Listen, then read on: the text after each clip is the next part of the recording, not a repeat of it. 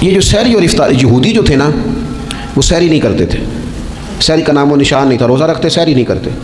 تو نبی پاک صلی اللہ تعالیٰ علیہ وسلم نے فرمایا ہمارے اور یہودیوں کے درمیان فرق ہی سحری کا ہے. اور نبی پاک صلی اللہ تعالیٰ علیہ وآلہ وسلم نے فرمایا سحری کھایا کرو، سحری کھانے میں برکت ہے. اور اگلی بات سننی آپ نے تو خوش ہو جانا ہے، سحری کو معمولی نہ سمجھے، سحری کرنا عبادت ہے. ہاں آپ مت سمجھیں کہ میں روٹی کھا رہا ہوں، یہ تو میرے سامنے دہی رکھا ہوا ہے، یہ تو سالن رکھا ہوا ہے، یہ تو اچار رکھا ہے، تو چپاتیاں رکھی ہیں. سحری کھانا عبادت ہے.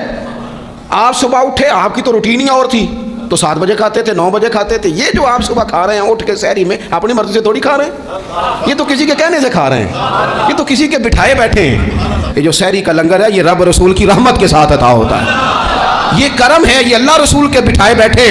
کیا میرے رسول پاک صلی اللہ تعالیٰ علیہ وآلہ وسلم نے بات کھولی ہے، ترغیب و ترہیب میں حدیث ہے.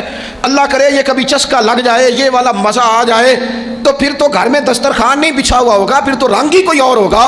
حضور فرماتے ہیں اللہ تعالیٰ اور اس کے فرشتے سحری کھانے والوں پر رحمتوں کا نزول فرماتے ہیں.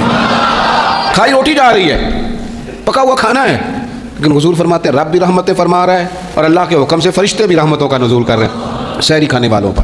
تو خوب توجہ سے، ذوق سے